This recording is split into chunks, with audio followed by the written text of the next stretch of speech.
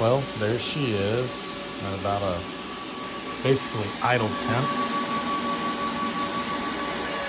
I'll turn it off real quick.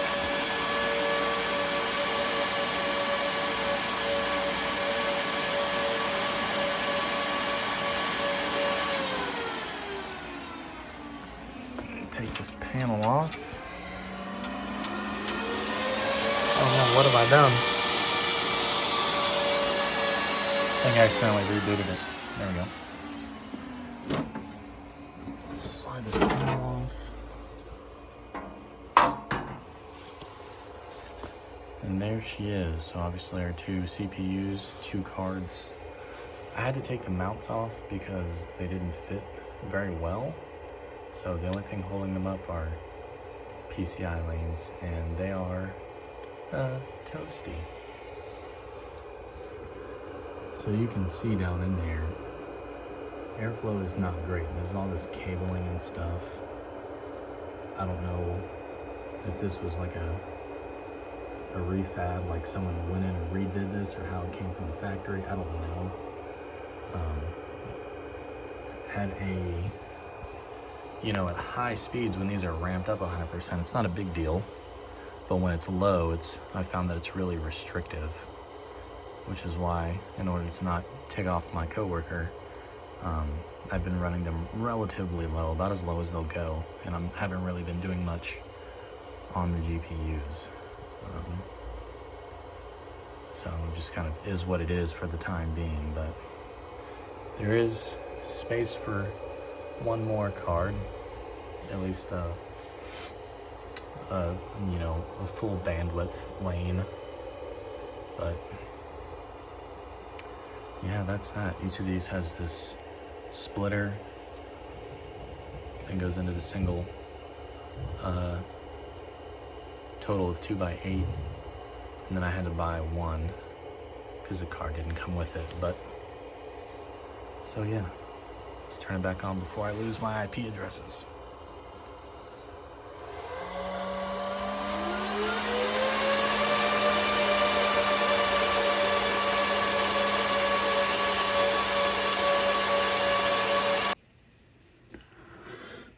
All right, so someone commented that they would like to see it running, or that it would be helpful to show it running, so I'm doing that. I'm sorry for the jank setup. I'm using TeamViewer to get from my home computer to my work computer, which luckily I use the same exact 32-inch monitor, so it doesn't get downscaled at all.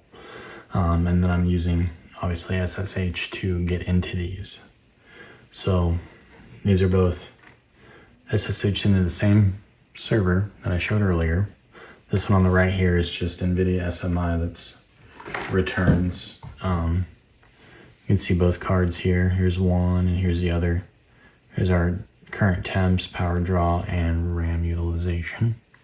And over here, currently I just have all the models listed that I have installed. So let's do, well, for starters, like I said earlier, my server fan speed is pretty low, so you're gonna see these temps ramp up pretty quickly. So I probably can't do more than 5 or 6 fast prompts with a hot model before it's gonna start throttling. That's the downside of my current setup, unfortunately. Because while the server fans themselves can ramp up and down based on CPU temp, they know nothing of GPU temperature.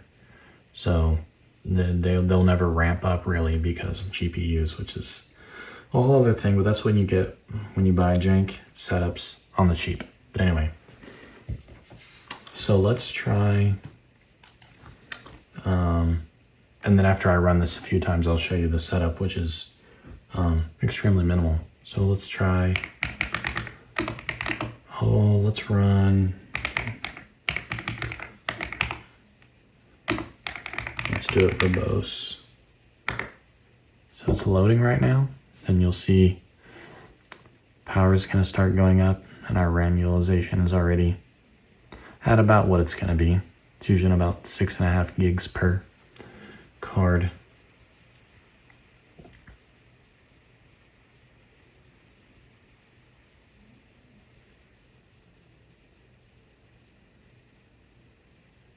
So it does take a minute to load because it has to You know, it's 13 gigabytes. So what do we want to ask it? What is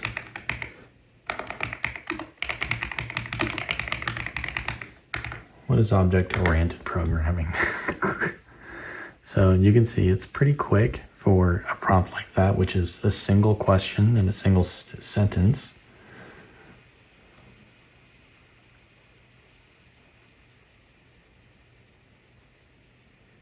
It's probably 50, pushing 60 tokens a second. 55.97. You can see what my temps are doing now. I've got one at 71 and one at 67. Let's go ahead and say buy, and let's pull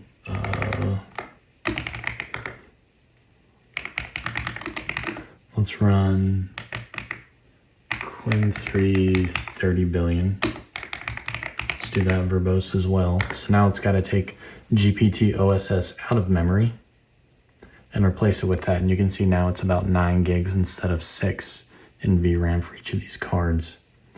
And it's loading over there.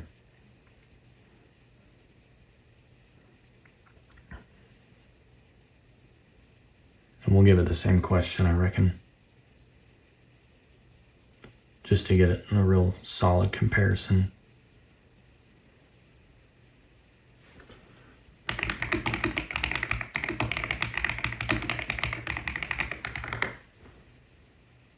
Still thinks pretty quick. You can see I'm up to 75 and 71 degrees C. These throttle at 80.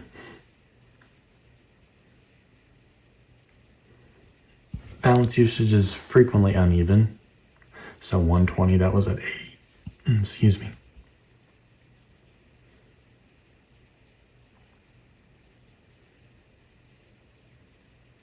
Yeah, this is already at 79.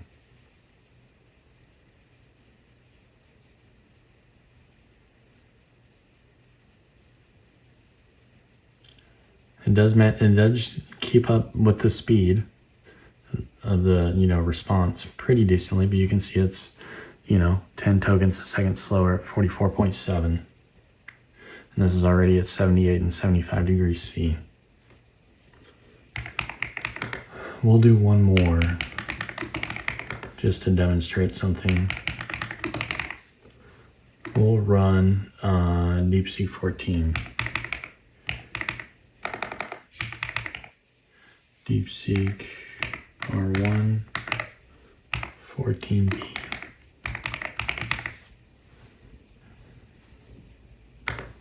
And you'll notice that this is not as fast as you would expect it to be. That's because I'm splitting it across 2 GPUs.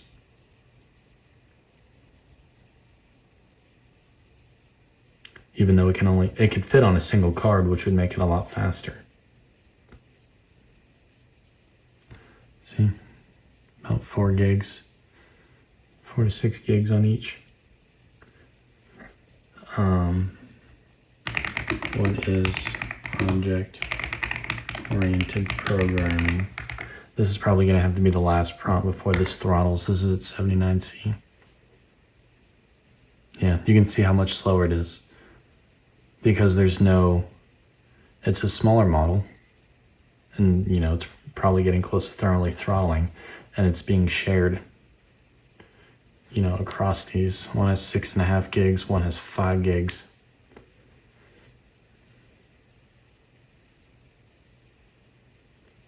Now, whether it's considerably slower because it's, getting throttled, hard to say.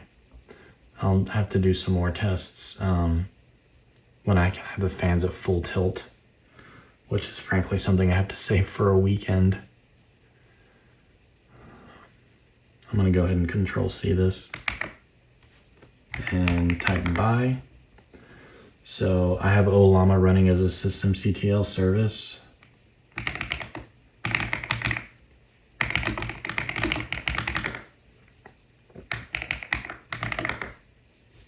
So there's that. I have my memory allotment. I guess I'll show the Proxmox setup as well. let's see.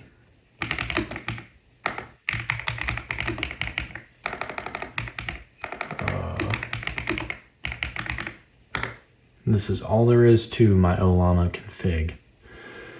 So I'm going to be honest with you, I don't know what all of these do. This Ollama host is just for the purposes of me using OpenWebUI, which I haven't been doing for these testing purposes.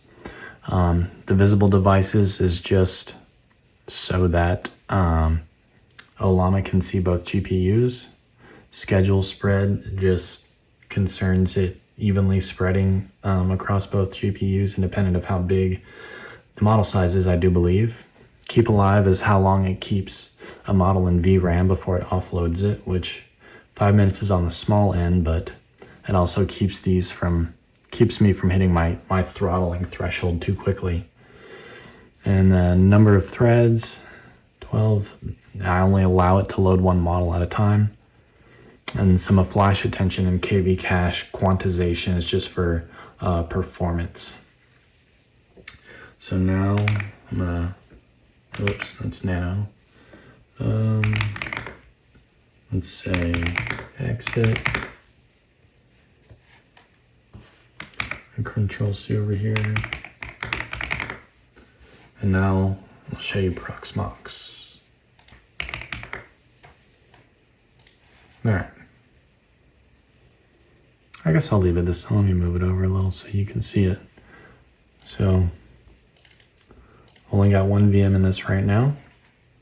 As you can see, I've pegged out the RAM, although anyone new to Proxmox will see this and get scared. This is kind of like a worst case scenario that's not truly accurate as far as what's being utilized inside of a VM. It's always best to go into the VM physically and run, FreeH or HTOP or something.